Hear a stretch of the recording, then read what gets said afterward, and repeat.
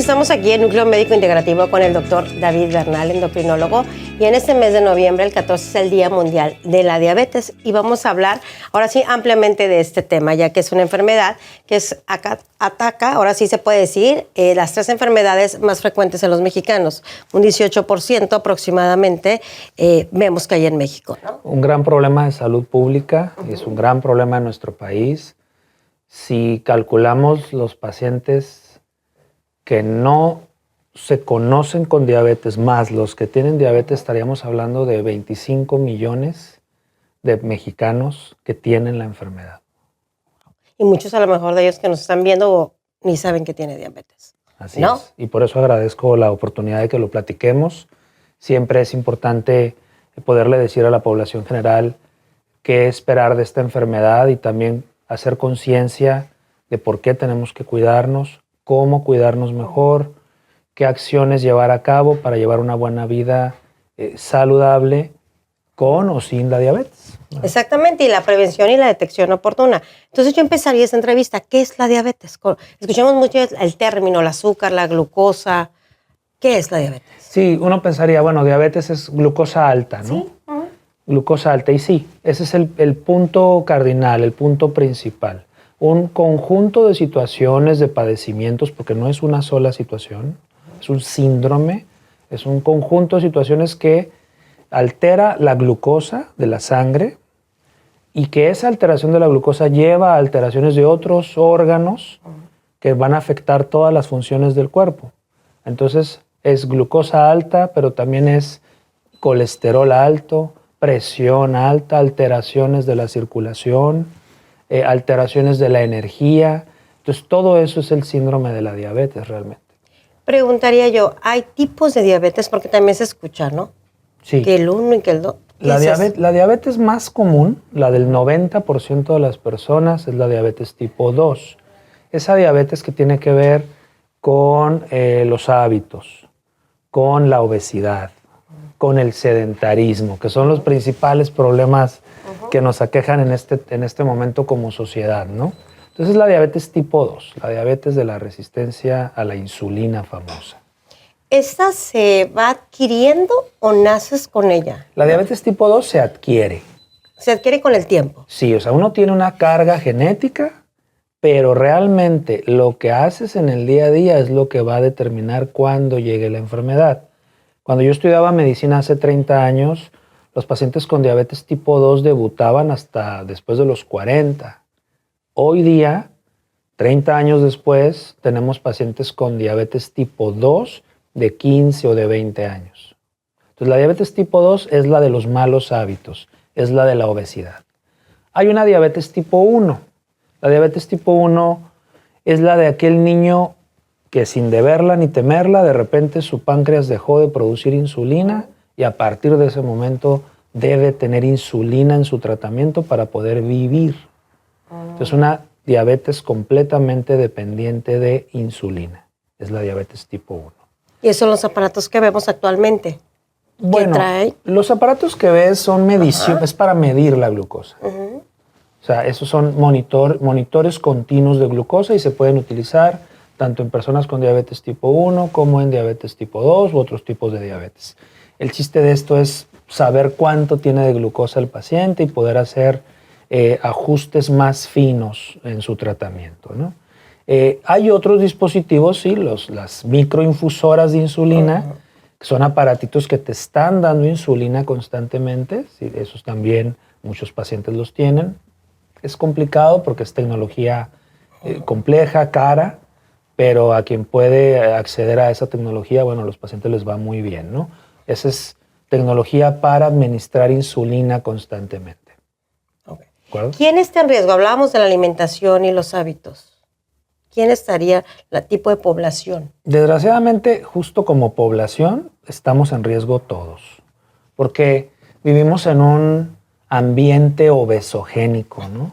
O sea, todo nos lleva a comer más, todo nos lleva a estar cumpliendo antojos, a comer harinas, pastas, azúcar, sodas, refrescos, bebidas, ahora los cafés. lugares, exacto, los cafés que hay en cada esquina y que tienen gran carga calórica, ¿no? Ya no es el cafecito regular, americano, normal, ahora tiene que tener caramelo y mil cosas, ¿no? Entonces hay todo tipo de situaciones que nos orillan a ganar peso y el otro gran problema es el sedentarismo, cada vez nos movemos menos. Entonces yo te diría que los dos principales factores de riesgo como población es que no nos movemos y comemos muy mal. Y comemos azúcar, ¿no? Yo estaba escuchando ahorita las cifras que están tan alarmantes. Puedo tener diabetes y no saberlo. ¿Cuáles son esos síntomas? O los síntomas se presentan cuando ya está más avanzado. Y es que lo dices bien, la gran mayoría de las personas con diabetes no se va a enterar que la tiene hasta que ya lleva 7 años enferma.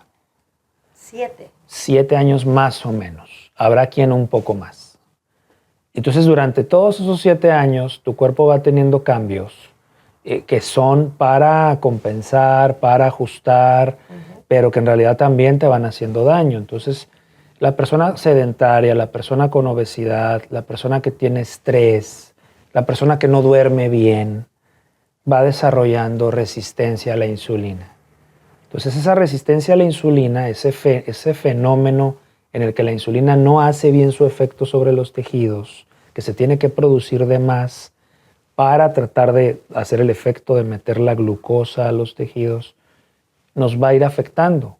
Entonces, a la mujer le afecta los ovarios, le afecta la fertilidad, le afecta el ciclo menstrual, afecta su piel, su cabello, hombres y mujeres, nos provoca cambios en la piel, nos provoca cambios en el ánimo, en la energía, nos sentimos cansados, de repente muy enojados, de repente con mucha ansiedad y hambre, de repente con mucho sueño. Entonces, todos esos cambios son los que se están dando por el fenómeno de la resistencia a la insulina. Y mientras tanto seguimos ganando peso. Y como estamos muy cansados, no hacemos ejercicio. Y se nos sigue antojando más el azúcar. Entonces el cuento de nunca acabar, es un círculo vicioso. Entonces dime quién no en estos tiempos se siente de repente cansado o agobiado o tiene mal sueño porque se la pasa en el celular, en las noches. Todo lo hacemos en auto, nos movemos poco, no nos damos el tiempo específico para hacer ejercicio. Siempre estamos estresados por el trabajo, por la escuela, por mil cosas. Entonces, realmente como sociedad tenemos un gran problema porque reconocemos dónde está la causa de la diabetes, pero todo lo que hacemos en el día a día nos lleva a ella. Y estos síntomas que comenta los podíamos confundir con otra cosa, con otra enfermedad. Claro. O el sentir diario, vaya. Claro, exacto. Es parte de ese estrés diario, ¿no? Es parte de esta rutina de vida a la que nos hemos ido acostumbrando. A comer rápido, a comernos una hamburguesa rápido, un taquito de la esquina de harina, ¿no? Por salir rápido del paso porque me tengo que ir al siguiente trabajo o a la siguiente clase o lo que sea que esté pasando en mi vida, ¿no? Entonces siempre estamos estresados, siempre estamos deprisa, somos muy sedentarios. Y entonces podemos pensar que todo esto que sentimos es solo por nuestro día a día, pero también es la enfermedad que se está ahí gestando. Nos está haciendo daño, nos está atacando desde entonces. Y como va avanzando ya a los 7 años, ¿qué sucede? ¿Qué es cuando ya los síntomas son más obvios? Cuando definitivamente el cuerpo ya no puede compensar más, después de tantos años de avisos, lo que va a suceder es que entonces ya la glucosa va a elevar. Hasta ese momento ya va a elevar. ¿Y qué vamos a sentir? Cuando, una vez que eleva, la persona empieza a ir al baño muy seguido a orinar, orina mucho, le da mucha sed, tiene un hambre incontrolable, está perdiendo peso a pesar de que está comiendo mucho, pero eso es porque ya el cuerpo está teniendo mucho desgaste. Ahí es cuando ya uno termina con un doctor o termina en una sala de urgencias sintiéndose muy mal, se le mide la glucosa a la persona y resulta que tiene la glucosa muy alta. Y es cuando ya pues no hay la menor duda y haces el diagnóstico. Pero para cuando haces el diagnóstico ya hubo un daño en el cuerpo. En cambio, si atacas el problema desde las bases, desde la obesidad, desde el sedentarismo, desde el estrés, desde el buen dormir, esos 7 años previos, pues el cuerpo no tendría lesiones. O detectarlo oportunamente, no esperar los 7 años, a lo mejor al primer año, al segundo año. Exacto, o sea, buscar a un médico, asesorarte, si hay algo que no te va bien, que sientes que es diferente en tu cuerpo, pues acercarte a un profesional y hacer estos estudios de escrutinio para saber si algo está funcionando mal en tu cuerpo. Generalmente alguien que tenga obesidad, alguien que sabe que no hace ejercicio y que no cuida la alimentación, pues bueno, o sea, sabemos que algo no está bien, ¿no? Y los estudios, ¿cómo saber si tengo diabetes? ¿Qué estudios son? Son los que nosotros vamos a cualquier laboratorio y nos lo hacemos y checamos la glucosa. Es correcto, sí. Desde etapas muy tempranas, o sea, desde que se empieza a dar el proceso de cambios y de daños que luego llevarán a la diabetes, si yo me hago estudios, bueno, haría glucosa, mediría la insulina en una primera y única ocasión para yo poder determinar índices de resistencia a la insulina. Después de que yo hago ese tipo de determinación, ya no es necesario estar midiendo la insulina cada rato, porque también veo eso, gentes que les están midiendo la insulina en cada visita con el médico o con el nutriólogo, y eso es completamente fuera de lugar. O sea, medimos una primera ocasión para determinar que realmente se está dando este fenómeno de la resistencia a la insulina, ¿no? Y eso nos permite, bueno, ponerle al paciente los números que lo convenzan de que se debe atender, ¿no? También podemos medir algo que se llama hemoglobina glucosilada. Es un estudio de sangre también que nos ayuda a determinar el promedio de la glucosa de los últimos 3 a 4 meses. Entonces también ese es un parámetro para ubicar cómo se está comportando la glucosa del paciente.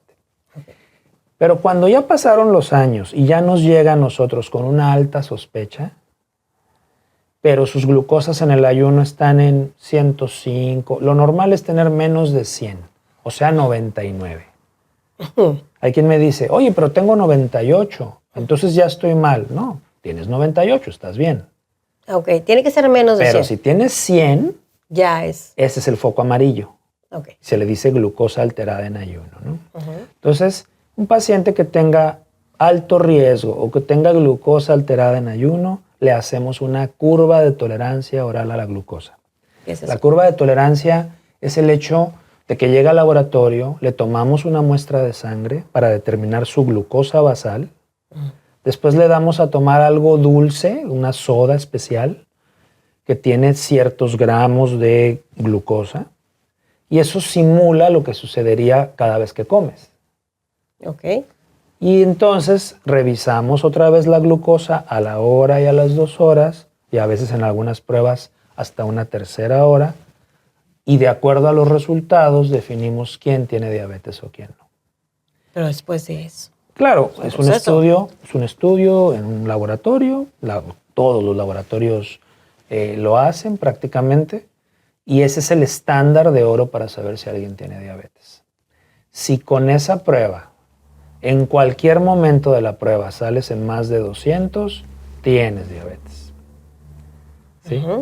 Si tu glucosa en ayuno sale en más de 126 y se repite el valor en otro momento en 126, también ya tienes diabetes.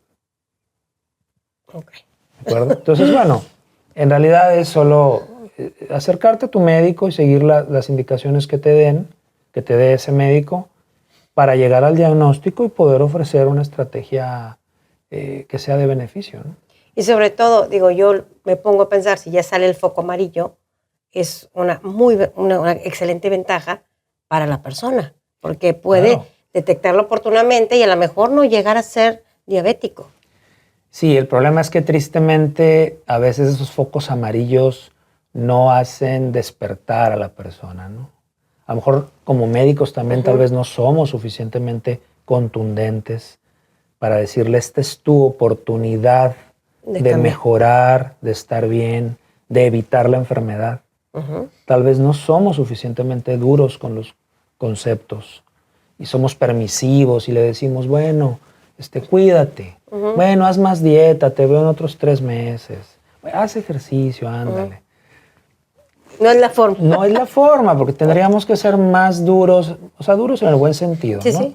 sí. Darle las herramientas adecuadas al paciente para que no avance ese problema, para revertir el problema. Hay que revertirlo simplemente desde la obesidad, ¿no? No permitir que nuestros pacientes vayan ganando peso con el tiempo. Porque es un riesgo grandísimo. Cualquier paciente que vaya ganando peso va a ir adquiriendo el riesgo de diabetes y de muchísimas otras enfermedades que lo hemos platicado en otras ocasiones, de trastornos tiroideos, de cáncer, de enfermedad cardiovascular, de trastornos de circulación, de trastornos de fertilidad, todo tipo de problemas que están asociados a la obesidad. Y aquí mi pregunta, ya me diagnosticaron, soy una persona diabética. ¿Qué sigue para el diabético? Cambiar hábitos, tomar conciencia. Una persona que vive con diabetes o que es diagnosticada con diabetes, lo primero que tiene que hacer es decidirse a tener un cambio en el estilo de vida con respecto a la dieta, a lo que come, a descansar adecuadamente, a dormir bien. Tiene que dejar otros malos hábitos que tenga, por ejemplo, si fuma, muy recomendable que deje de fumar. Ahora, cualquiera que fume debe dejar de fumar en lo posible, ¿no? Activarlo. Si no hace ejercicio, tenemos que ayudarlo a que esté más activo. No pido que haga maratones a la semana, pero sí que se empiece a mover más esa persona, que cobre conciencia de que debe hacer actividad física, ¿no? Esto es lo que haces, cambiar la alimentación, hábitos, hacer ejercicio, el tratamiento. Sí. Digo que esa es la piedra angular, porque independientemente del tratamiento que yo le dé al paciente, que hay muchísimos y muy buenos y muy caros, desgraciadamente, si yo no ayudo al paciente a que coma mejor, a que siga una dieta, un régimen, a que se mueva más y haga algo de actividad física, a que controle mejor sus emociones, a que duerma mejor, ningún fármaco, por muy bueno y muy caro que sea, realmente va a lograr controlar a esa persona. O sea, no te va a servir si no haces todos esos cambios. Por eso insisto tanto en que un fármaco no hace esa diferencia, por muy bueno y muy caro que sea. Tiene el paciente que cooperar, tiene que dar de sí, tiene que comprometerse con ese cambio de vida. ¿Y el tratamiento es dependiendo de qué, doctor? De la evolución de la enfermedad, de cuándo lo estamos diagnosticando, cuántos años calculamos que lleva enfermo, cómo está su reserva del páncreas, si realmente tiene capacidad de producir insulina o no, qué otras comorbilidades tenga, si tiene hipertensión, si tiene daño del riñón, si tiene algún problema en el hígado, algún problema en el corazón. O sea, realmente es complejo, no es solo decir como receta de cocina, diabetes, entonces toma metformina, que es el medicamento más conocido, clásico y que es muy bueno, pero que hay otras muchas cosas que se le pueden dar al paciente, ¿no? Entonces, uno analiza todo el escenario de ese paciente y entonces le hace, otra vez, como hemos comentado en otros programas o en otras intervenciones, se le hace ese traje a la medida al paciente. De acuerdo a su realidad, a su escenario clínico, tú decides qué tipo de tratamiento le va a ir bien de acuerdo a esos mecanismos de acción de los medicamentos. ¿Estos tratamientos son de por vida? Y vendría mi pregunta, ¿la diabetes se controla, se quita o es vivir con ella? Si hablamos de diabetes tipo 1, sí, la insulina, que es el tratamiento que un paciente debe recibir, sí será obviamente de por vida porque tienes nula capacidad de producción de insulina. Y nosotros no podemos vivir sin insulina. La necesitamos, ¿no? Por ahí se malentiende cuando hablamos de la resistencia a la insulina y de que hay que bajar la insulina y de que la insulina es mala. No, pues la insulina en exceso es mala, como todo en la vida. Tan malo es que falte como que sobre, ¿no? Entonces, la persona con diabetes tipo 1 debe recibir insulina. Toda la vida. Siempre, toda la vida. Y vivirá bien. Y vivirá todos los años que quiera vivir porque actualmente eso es lo que podemos ofrecerle a un paciente que tenga diabetes, que puede vivir bien y a lo mejor hasta más sano que muchos que otros que piensan que porque no van al médico o no se hacen estudios están bien. ¿sí? Entonces, si el paciente se atiende bien, tiene una expectativa de vida muy buena, pero si se atiende bien, ¿no? Atender bien regularmente, ir con su médico. Ir con su médico, hacerse los estudios adecuados, hacer los estudios de vigilancia, de escrutinio que se requieran, cooperar, estar comprometido con tu tratamiento, ¿no? Entonces, bueno, la persona con diabetes tipo 1, insulina. Una mujer con diabetes gestacional, o sea, aquella mujer que sin haber tenido diabetes antes está embarazada y durante el embarazo desarrolla la diabetes, generalmente cuando se resuelva el embarazo, cuando nazca su bebé, sus niveles de glucosa van a regresar a la normalidad, generalmente. Y no tendrá que ocupar medicamentos. Pero sí, el 50% de esas mujeres que hayan desarrollado diabetes gestacional, a los 5 años ya tendrá diabetes tipo 2. O sea, ya necesitará una intervención mayor. Ok. Las personas con diabetes tipo 2, que son los más, si llevan un régimen adecuado, dieta, ejercicio, todo lo que hemos platicado, y el tratamiento correcto, conforme vayan cumpliendo los objetivos de control de glucosa, podremos ir retirando medicamentos y en algún punto pueden estar sin fármacos, bien tratados, bien controlados, con pura dieta y ejercicio.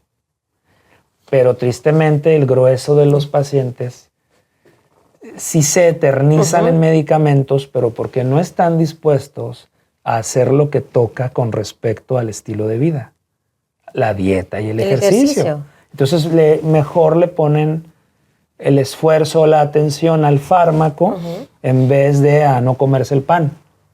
Sí, compensar, ¿no?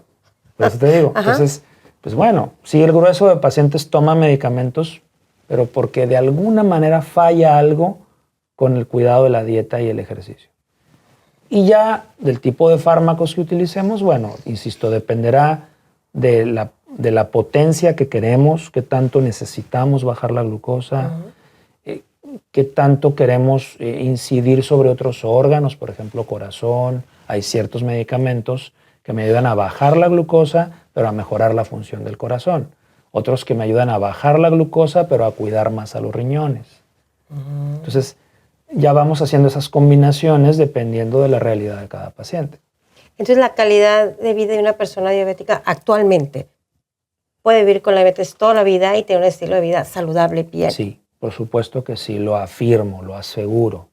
Pero necesitamos que el paciente se suba al barco con nosotros, que esté muy consciente de que sí debe hacer cambios en su estilo de vida, pero que esos cambios no deben ser un problema. O sea, son una oportunidad de vivir mejor. Entonces, ¿por qué vemos que las cifras van subiendo y sobre todo en los niños? Porque desgraciadamente, por más esfuerzos que hacemos para tratar la enfermedad, seguimos en un ambiente que nos enferma más y más como sociedad. Ese ambiente es el hecho de tener todo a la mano, casi no movernos, casi no caminar, no hacer ejercicio, vivir bien estresados, comer muy mal, comer comida rápida, comida procesada. Y eso es a lo que nos lleva pues, toda esta locura del día a día. Entonces, por más que yo tuviera la cura de la diabetes, por ejemplo, y se la ofreciera a todos los pacientes que veo, por cada paciente que estoy curando, estarían surgiendo 2 pacientes nuevos. Por el entorno. Por el entorno adverso en el que vivimos. Entonces, aquí yo me quedaría con esta charla. La alimentación y el ejercicio puede ser la forma de prevenir la diabetes. Por supuesto. De la diabetes y del cáncer. Y de muchas enfermedades. Y la enfermedad cardiovascular, sí, claro. Y en todo, prácticamente el movernos y el no permitirnos ganar peso nos va a mantener más sanos, más años. Y eso que escuchamos antes de despedirnos, de que le apuntaron el pie, que una herida, estas consecuencias de la diabetes, ¿por qué son? ¿Son también por lo mismo? Son por el descontrol. Son el descontrol de la glucosa crónico, las variantes del azúcar, como decimos, ¿no? Suben y bajan los niveles de glucosa constantemente. Y entonces eso provoca daño en los órganos, provoca daño en la circulación. Entonces, las principales complicaciones de las personas con diabetes van hacia perder la función de los riñones, perder la vista, ¿no? Hacer la retinopatía diabética, perder a lo mejor sí una extremidad, ya sea deditos, pies, pierna, pero eso es porque tienes mala circulación, ¿no? Tienes mala circulación y tienes mala capacidad de defenderte de las infecciones. Entonces, si de repente ya no tienes buena circulación en un pie y te haces una herida, como tampoco sientes bien, porque otra de las complicaciones es la neuropatía diabética, o sea, el daño de los nervios. Que no sienten. Entonces, la persona tiene mala circulación, no siente y no se puede defender bien de las infecciones. Pues cuando se da un golpe en el pie, ni se entera que se rompió un dedito, o ni se entera que se clavó una tachuela, o peor, un clavo, porque no siente, se le infecta esa herida, pero además no tiene buena circulación, y entonces no hay forma después de salvar esa extremidad, y por eso viene la amputación. Pero bueno, eso sucedía antes, cuando los pacientes no tenían los tratamientos adecuados, cuando sus niveles de glucosa estaban muy descontrolados. Pero si una persona lleva un seguimiento adecuado, está bien cuidado por su médico, toma el tratamiento correcto, sus niveles de glucosa están normales, pues tiene derecho a lastimarse, pero no por eso va a perder la pierna. El control es lo que hace la diferencia. Así es, el control metabólico hace la diferencia. Y no es solo la glucosa. Diabetes sí, es glucosa alta, pero decíamos al principio, también es colesterol, también es triglicéridos, esos hay que tenerlos bien controladitos. También es presión arterial, hay que tener la presión muy estable. Hay que cuidar la función del corazón, hay que cuidar la función de los riñones, hay que cuidar la circulación general. Todo eso lo vamos haciendo en la rutina de las revisiones, ¿no? Y entonces controlamos el ácido úrico, controlamos siempre el peso, siempre estamos luchando contra el exceso de peso, siempre pidiéndole al paciente que tenga reducción de peso, siempre pidiéndole que haga ejercicio. Entonces, cuando estamos controlando todos esos aspectos, el paciente no tendría que tener complicaciones crónicas. Y aquí viene mi pregunta. ¿Un endocrinólogo es el que lleva el tratamiento, el que atiende al diabético? ¿Y por qué? Bueno, los endocrinólogos somos los especialistas en las hormonas, en las glándulas que producen hormonas. El páncreas es una glándula que produce la insulina. Entonces, pues sí, somos los especialistas que hemos tenido otros posgrados, mayor educación, digamos, mayor experiencia para atender la diabetes, cierto. Pero no quiere decir que un médico de primer contacto no sepa de diabetes o no tenga la capacidad de atender bien a un paciente. O que un médico internista, que es una especialidad de por sí, yo primero fui internista y después hice endocrinología, pues un médico internista también, por supuesto, puede atender la diabetes. Cualquier médico que esté interesado en la enfermedad puede adquirir las herramientas para atender bien a un paciente con diabetes. Y de hecho es necesario porque hay tanta diabetes y tanta obesidad en el mundo y habemos tan poquitos endocrinólogos que por favor, o sea, sí necesitamos que el resto de los colegas médicos, aunque no sean endocrinólogos, estén bien involucrados en la enfermedad. Y aquí el núcleo médico integrativo se trata la diabetes de una forma como complementaria, quiero entender. Sí, el proyecto, el objetivo de esta unidad es poderle dar al paciente ese manejo integrativo, ¿no? Es decir, tenemos endocrinólogos, tenemos médicos funcionales, médicos que hacen nutrición también para los pacientes, gente que ya tiene mucha experiencia, tenemos nutriólogos clínicos, tenemos psicólogo, tenemos área de activación física para favorecer que los pacientes se muevan más y que lo hagan en un ambiente real, o sea, con gente que también tiene padecimientos, enfermedades, limitaciones, ¿no? Aquí no venimos a luchar con los egos y a vernos al espejo. No, venimos a ejercitarnos, a activarnos. Tenemos aquí mismo el laboratorio, tenemos fisioterapia para aquel que tiene alguna lesión y decimos, es que como estoy lastimado de la rodilla no puedo hacer ejercicio. No, te damos la rehabilitación a la rodilla para que puedas hacer el ejercicio. Y si durante el ejercicio me lastimé el hombro y ya no voy a hacerlo, no. Te atendemos el hombro y síguele con el ejercicio, ¿no? Entonces, la idea del proyecto es eso, ofrecerle al paciente un ambiente donde pueda resolver la gran parte de sus problemas en un solo lugar. Así que ya sabe, un consejo para toda la gente que nos está viendo referente, ahora sí, el Día Mundial de la Diabetes, de la prevención y qué podemos hacer. Identificar los riesgos, ¿no? ¿Cómo sé si yo soy un paciente en riesgo? Pues si vivo estresado, si no duermo bien, si reconozco que no como bien, si reconozco que como más harinas y más pan y más pastas y más refrescos de los que debo, si reconozco que tendría que hacer ejercicio pero no lo hago. Entonces, identificarme como una persona en riesgo y acercarme al grupo médico que me pueda ayudar a ir superando ese riesgo. Y que si se descubre que tengo la enfermedad, pues tampoco se acaba el mundo. Tengo la oportunidad de atenderme y atenderme bien. Entonces es lo que yo le diría a la población en general.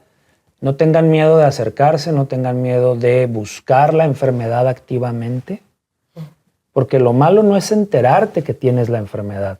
Lo malo es tenerla y seguir como si nada mientras te está haciendo daño. Totalmente. Una vez que tienes conciencia de que tienes un padecimiento, pues te atiendes y te va a ir bien. Y aquí estamos para eso. Así que ya saben, muchísimas gracias, doctor David Bernal, aquí en el Núcleo Médico Integrativo. Gracias. Al contrario, gracias.